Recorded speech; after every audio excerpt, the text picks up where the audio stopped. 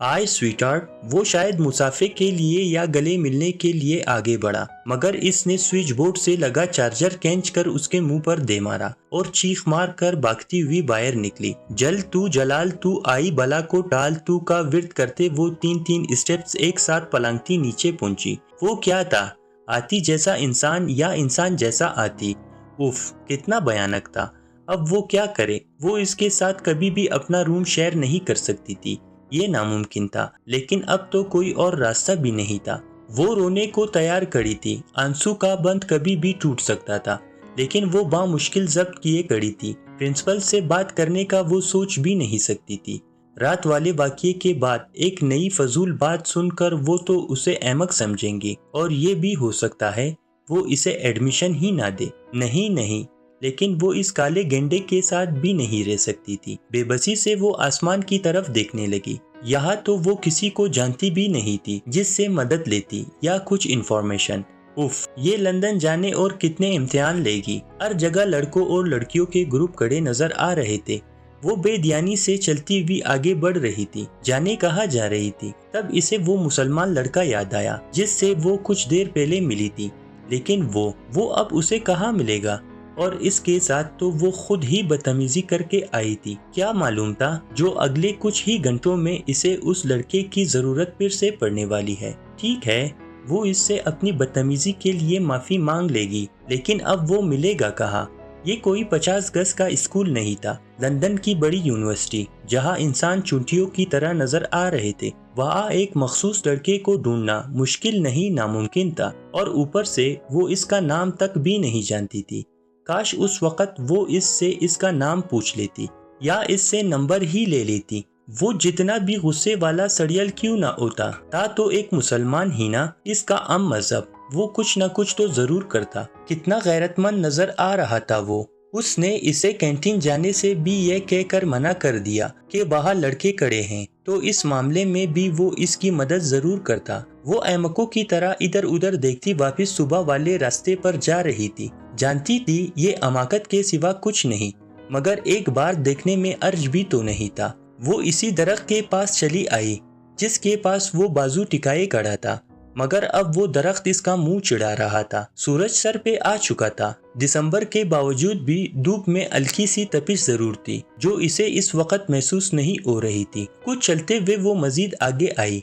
जहाँ सुबह इसने चिप्स लेकर दिया था, वो जगह भी वही था, वो घास भी वही था, सिर्फ वही नहीं था। जाने कहा था। वो इसे हर जगह ढूंढ रही थी, यूनिवर्सिटी के कोने कोने में। और एक बार इसने अमाकत की इंतहा करते हुए एक लड़की से जाकर पूछा, सुबह यहाँ जो लेदर की जैकेट वाला लड़का खड़ा था, इसका नाम मालूम है आपको? इस लड़की ने जवाब तो क्या देना था। वो इसे मलामत भरी निगाहों से देखती हुई वहाँ से चली गई। वो अफसुर्दा चेहरा लिए वापस हॉस्टल की सीढ़ियों तक आई, लेकिन सीढ़ियों पर मौजूद इस लड़के को देखकर वो टिटक कर रुक गई। चुटकी काट कर देखा, वो वही था। आंखें मसल कर देखा, वो वाकई वही था। वो आसपास से बेनियाज किसी से फोन पे बात कर रहा था। वो दौड़ती हुई इसके पास गई। यहाँ क्या कर रहे हैं आप? जाते ही इसकी बेरब्तगी शुरू हो गई। इसने चौंक कर इसे देखा, फिर आयात ने इसकी आंखों को बड़ा होते हुए देखा। वो भूल चुकी थी सुबह इसने कितनी बदतमीजी की, मगर ये बात वो भी भूल चुका हो, ऐसा जरूरी नहीं था। I will call you later. इसने फोन कानों से हटाया और खड़ा हो गया। तो मुझे कहाँ होना चाहिए था?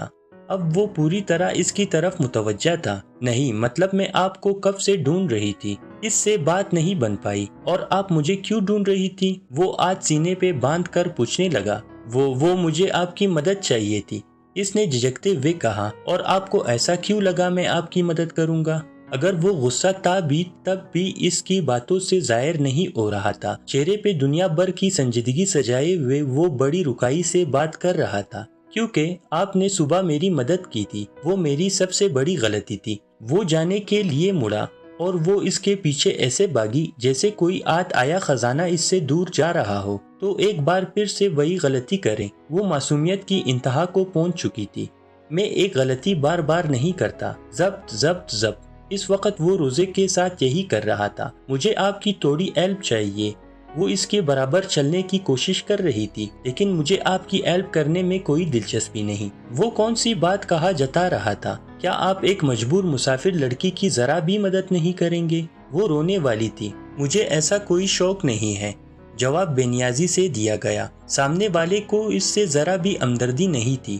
آپ نے اتنا سارا پڑھ کر یہی سیکھا ہے؟ ازلی پاکستانی فارمولا؟ نہیں، لیکن میں نے کچھوے اور بچھو والی کہانی ضرور پڑھی تھی۔ وہ شاید کچھوے اور خرگوش والی کہانی تھی۔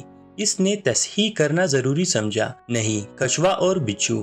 یہ کس کورس بک میں تھی؟ اسے تجسس ہوا۔ جہاں سے میں نے پڑھا۔ اس کے سر میں درد ہونے لگا جیسے صبح ہوا تھا۔ آپ نے کہاں سے پڑھا؟ وہ اصل موضوع سے نکل کر کہیں اور پہنچ گئی۔ جہاں سے مجھے پڑھایا گیا۔ اگر برداشت کرنے کا کوئی ایوارڈ ہوتا تو وہ یقیناً اسے ہی ملتا، لیکن میں نے تو کہیں نہیں پڑھا۔ اسے افسوس ہوا۔ تو میں کیا کروں؟ کیا اس کہانی میں کچھوا اور بچھو ریس لگاتے ہیں؟ عقل کا تھوڑا بہت غلط استعمال کرتے ہوئے وہ بولی۔ وہ تیز تیز چلتے اچانک رک گیا اور ایک ناگوار سی نگاہ سے مخاطب کو دیکھا۔ نہیں، اگر آپ کہے تو میں آپ کو کل وہ کہانی لکھ کر دوں گا، لیکن میرا پیچھا کرنا بند کرے۔ اس کی صبر کا پیمانہ لبریز ہو گیا اور اس کے ساتھ ہی آیات کو یاد آیا۔ وہ اس کے پاس کچھوا اور بچھو والی کہانی سننے نہیں، کسی اور کام کے لیے آئی تھی، کسی بہت ضروری کام کے لیے۔ تو آپ میری مدد نہیں کریں گے؟ وہ دھمکی دینے والے انداز میں بولی۔ بالکل نہیں۔ وہ ایک بار پھر تیز تیز چلنے لگا۔ دھمکی کا بھی اس پہ اثر نہیں ہوا۔ وہ ایک دم نرم پڑ گئی اور آگے بڑھ کر کمال کی بے تکلفی سے اس کا ہاتھ پکڑ لیا۔ وہ جہاں شوق تھا وہی اس لڑکی کی دیدہ دلیری پہ حیران بھی تھا۔ اس نے اپنے ہاتھ کو دیکھا جسے اس نے کافی مضبوطی سے پکڑ رکھا تھا۔ اس کے آنکھوں سے سیلاب جاری ہو گیا۔ وہ مزید اپنے آنسو روک نہیں سکی اور پھوٹ پھوٹ کر رو پڑی۔ میں کہاں جاؤں؟ کیا کروں؟ یہاں کوئی میری مدد نہیں کرتا۔ میں کسی کو جانتی بھی نہیں۔ وہ دونوں ہاتھوں سے چہرہ چھپا کر سسک پڑی اور اس کے لیے یہ بالکل نئی سچویشن تھی۔ لڑکیوں کو روتا ہوا دیکھ کر اسے الجھن ہونے لگتا تھا۔ وہ کئی پل اسے دیکھتا گیا۔ اس کی سمجھ میں نہیں آ رہا تھا اسے کیسے چپ کرائے۔ اوکے، آپ کو جو بھی ہیلپ چاہیے میں کروں گا، لیکن رونا بند کر دیں۔ اس نے دوپٹے سے اپنی سرخ ناک اور آنکھوں کو صاف کیا اور اسے شروع سے لے کر آخر تک ساری رودات سنائی۔ وہ خاموشی سے اسے سنتا رہا۔ جب وہ خاموش ہوئی تب وہ صرف اتنا بولا، نو پرابلم، وہ لڑکا آج کے بعد آپ کے روم میں نہیں آئے گا۔ حیات کو لگا وہ مذاق کر رہا ہے یا ٹالنے کی کوشش کر رہا ہے۔ اس نے بے یقینی سے اس کی آنکھوں میں دیکھا۔ بولا نا، نہیں آئے گا۔ وہ اس کی بے یقینی پڑ چکا تھا۔ جب وہ جانے کے لیے مڑا تو پیچھے سے اس نے آواز دی۔ وہ جھنجھلا کر پلٹا۔ آپ کا نام کیا ہے؟ جو سوال اسے سب سے پہلے پوچھنا چاہیے تھا وہ اب پوچھ رہی تھی۔ نوشیر رضا۔ وہ اب بھی سنجیدہ تھا اور ایک بار پھر جاتے جاتے اسے پیچھے مڑنا پڑا کیونکہ اس لڑکی نے ایک بار پھر اسے آواز دے کر روک دیا۔ سوری اینڈ تھینکس، وہ آنکھوں کو رگڑتے ہوئے بولی۔ کچھ اور کہنا ہے؟ خڑوس، تڑیل یا انگریز؟ وہ نم آنکھوں کے باوجود مسکرا دی اور وہ ایک بے تاثر نگاہ اس پہ ڈال کر وہاں سے چلا گیا۔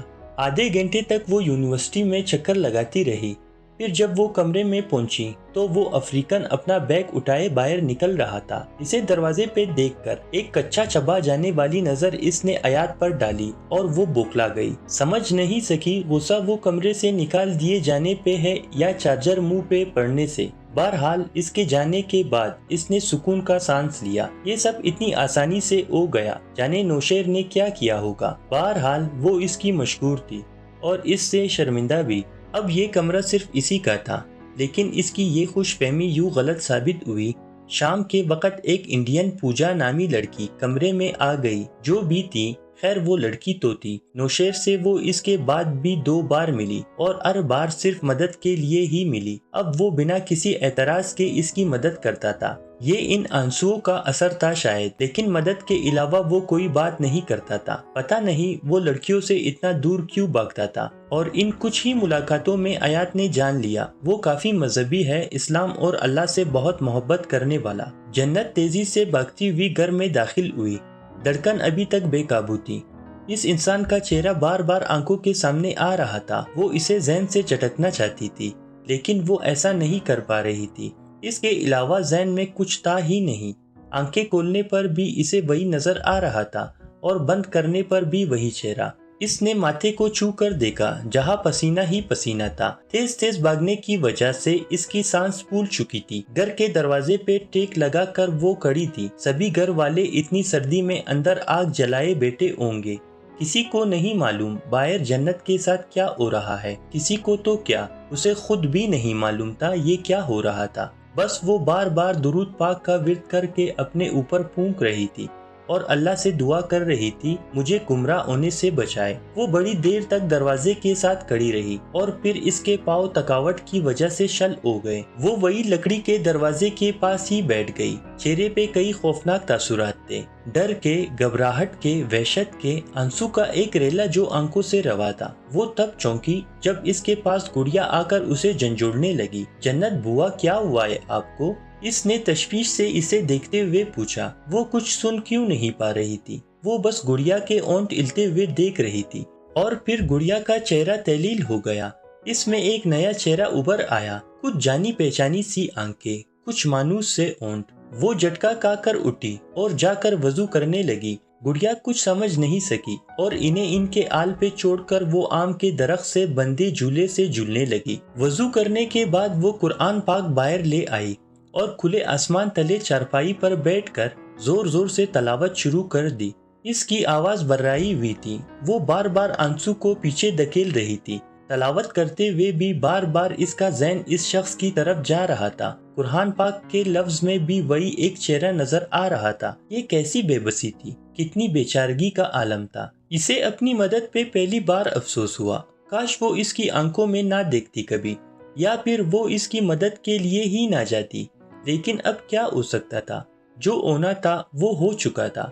اسے یقین تھا وہ اس چہرے کو بلا دے گی، مگر اس کا یقین بہت جلد ہی ہوا میں اڑنے والا تھا۔ قرآن پاک کی تلاوت بھی اس سے نہیں ہو سکی، لفظ آنکھوں سے دور ہوتے جا رہے تھے اور ایک تصویر قریب سے قریب تر آتی جا رہی تھی۔ شام کے وقت سبھی گھر والوں کو تشویش ہوئی اور تشویش ہونا لازمی تھا۔ اس کی شکل ہی ایسی بنی ہوئی تھی، چہرہ سرخ تھا اور وہ بات کرتے کرتے اچانک کہیں کھو جاتی۔ دادی اپنے پرانے خیالات کو برقرار رکھتے ہوئے کہنے لگی، ضرور میری بچی سے کوئی بھوت چپٹ گیا ہے۔ ہاں، واقعی کوئی بھوت ہی تھا جو اس کے پیچھے پڑا تھا۔ بھابھی نے کہا وہ ساری رات جاگ کر نوافل ادا کرتی ہے اور تسبیح پڑھتی ہے اور دن کو بھی اکثر اوقات قرآن پاک کی تلاوت کرتی ہے، اس وجہ سے اس کی یہ حالت ہوئی ہے۔